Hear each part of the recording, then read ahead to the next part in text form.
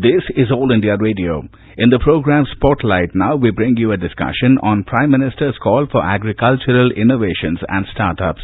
The participants are Dr. A.K. Singh, Deputy Director General, Indian Council of Agricultural Research, and AIR correspondent Renu Kataria.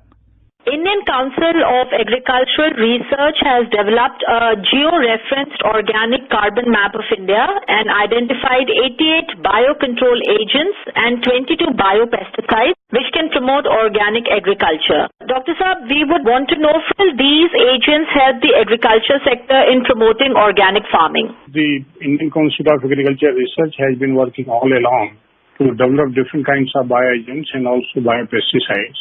And identifying as per their location is specific, you can say the potentiality. So all bioagents cannot work in all the situations.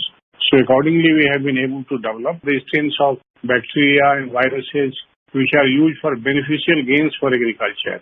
And we have been able to do those, the culture, the rhizobium, the bacteria, which enhances the fertility status of soils by accumulating additional nitrogen in the soil. And also many of the bioagents are there. Recently we have got another one which can be even used for decomposing the farm waste like paddy, which we have been seeing in the recent past. And the Pusa Institute, IRI, it has been developed, the decomposer. So these kinds of initiatives is happening. And we are trying to find out that how these bioagents are biofertilizers or biopesticides, many of them are neem-based, which can be used for promoting organic agriculture. That is the most important thing, because in organic agriculture, the chemical fertilizers, the chemical, you can say pesticides, all those are not allowed. So the alternate remedies are the bioproducts. And in that respect, we have been able to develop many. We have identified the strains which can fix nitrogen, which can fix the other elements which are required in the soil. And additionally, it can enhance the soil fertility and soil status. So that way, these are required for organic farming. And our labs are working all across the country. We have got the dedicated institutes on soil, and they are also working on it. And we are trying to, as a target, to reduce it to around 20-25% in the near future, the use of chemicals, particularly the pesticides, though it is quite low as compared to other countries. When you take into the account the countries from whom we have been comparing, US, China, Japan, it is 12 to 13 kg per hectare. Ours is less than 0.5 kg per hectare, chemical pesticide use. So it can be further cut by the introduction of many of the strains, biological agents, biofertilizers, biopesticides, and it will enrich the, you can say, the quality of produce which we are going to produce for the human beings. So this is what I can say, that how we can help in organic farming through these agents. And secondly, the mapping of organic carbon has also been done across the country, and we know the status of the soils, that how much organic carbon is there and how much we need to supplement from the other biological sources. So already solutions are there, that how we can incorporate the leguminous crops in the cropping systems, how we can use the organic matter to enrich the soil, and those recommendations we are pushing to the farmers in different ways. The Prime Minister has also spoken about the use of information technology to provide information on demand to the farmers. How can technology help agriculture and allied sectors? The technology, particularly the ICT, has been quite useful once we talk about the situation like lockdown. And otherwise also you find farmers are located in the remote areas. And all the time they cannot travel to an institute or one farm science centers, we call it Krishi Vigyan Kendras. So they have to rely many times on the use of different kinds of appliances, including mobile phones, mobile-based advisories. And in that respect, a wonderful network has been created by Department of Agriculture in the country in the form of AM Kisan portal, in which all the Krishi Vigyan Kendras are, you can say, linked on. More than 5 crore farmers are registered on that platform. And KVK, who is responsible for each district, the Krishi Vigyan Kendras, their expert issue advisory to the farmers. So this has been largely one-way communication, that when the time comes for plantations, we give advisory to the farmers. Likewise, when some disease or some infestation comes like locust and others, again advisory goes to the farmers that what kind of But the Honorable Prime Minister has emphasized that a farmer has to ask and you have to respond. So that kind of platform we are also trying to build at the national level. Though at the KVK level, we have got number of WhatsApp groups in which two-way communications happens quite frequently. And in thousands of WhatsApp groups we have. So two-way communication is happening. But centrally, if you can create at the national level, we can create a data bank of the farmers, the data bank of the questions itself, and we can give a kind of, you can say, the holistic advisory to the farmers all across the country. Maybe location is specific and also on a broader spectrum, it can be given to the farmers. And we are trying also, you can say the location is specific, agroclimatic zone is specific. We can have real-time data assessment from outside and accordingly we can give the advice to the farmers. One is that we can use the, you can say the space technology which are there with us. We can map all those situations and we can triangulate by the ground truthing by our own scientists who are there at the field level in the Krishi Vigyan Kendras. So that is a great scope in the years to come to reduce the cost and instantly give the message. We have seen the cost of production has reduced by using all these mobile and other appliances, and he has got his own wisdom and little bit information timely goes to him about the quality of seed and the quality of inputs, other fertilizers and pesticides which are required. It can actually affect agriculture in a big way, in a positive way. That is what I see in the years to come. Do you mean to say that all this information is also available on the Kisan Rath app being developed by the Department of Agriculture, Cooperatives and Farmers Welfare, or this app is to assist the farmers on something else?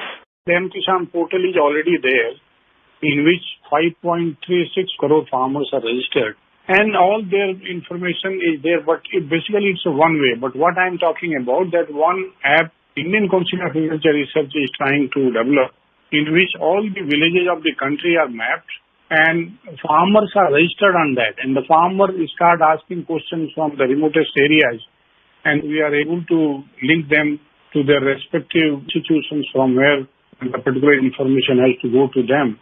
So that we are trying to build a network throughout the country. We have been able to build some of it. It's not that we have not been able to do. We have been done part of it, but we need to have it pan-India basis. And it will help in a large scale in knowing the actually feedback from the field also, that how the agriculture is actually performing in the farmers' conditions, what kind of problems they are facing in terms of the production, productivity, the disease and pest infestation, and also soil related. And if something climate related also happening, instantly some information comes and then we can respond to those queries from the farm. So this will be a wonderful platform. You can see the two-way communication will be happening quite often. Farmers can send their videos also through that mobile app and we can respond right here from Delhi or whoever the institution. We have got a network of 114 institutions in the country, 75 agriculture universities and 720 Krishi Vigyan Kendras. All will be linked with the farmers. So whosoever is responsible for a subject, he can come and he can respond to the farmers on that platform. How will natural farming and agroecology accelerate inclusive economic growth in India? Since recent past, natural farming is being talked a lot. And the government of India, a few years back, started Paramparagat Krishi Vikas Yojana, in which organic farming was focused. And it was said that more than 10,000 clusters will be created, 50 acres of cluster will be identified. And this scheme is going on, organic farming, and a kind of certification has also started. Farmers are being supported financially to go for this kind of initiative.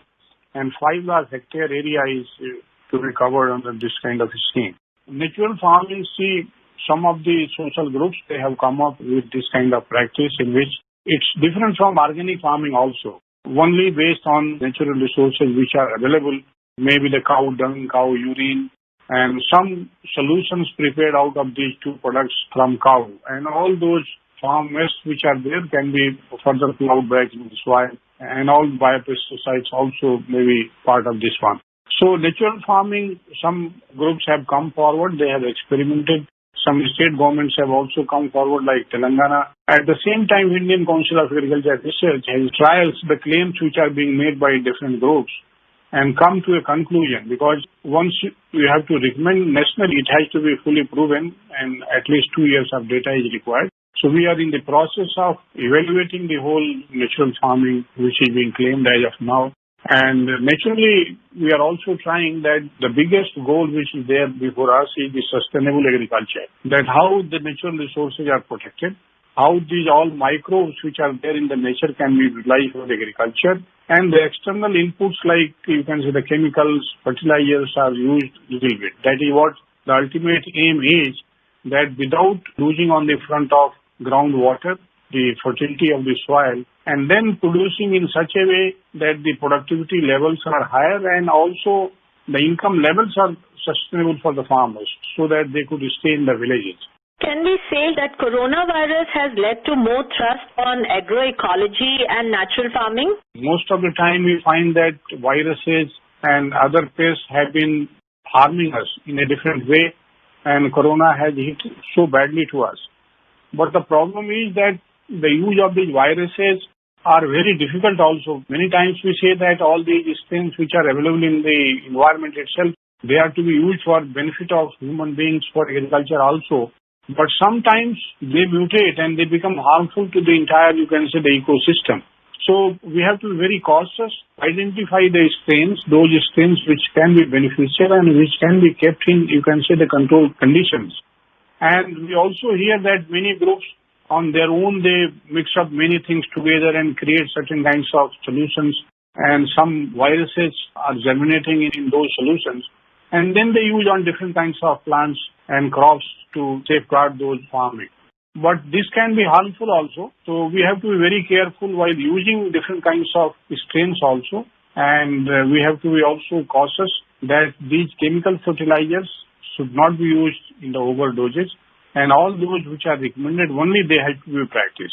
Other countries also have not been able to pursue this kind of agriculture, because once you see the kind of fertilizer dosage they are using, the nitrogen, phosphorus, potash use is more than 500 kg per hectare in America. So is in Japan, so is in the Netherlands, and most of the European countries. And we have just gone around 150 kg per hectare. So we are nowhere what they are using.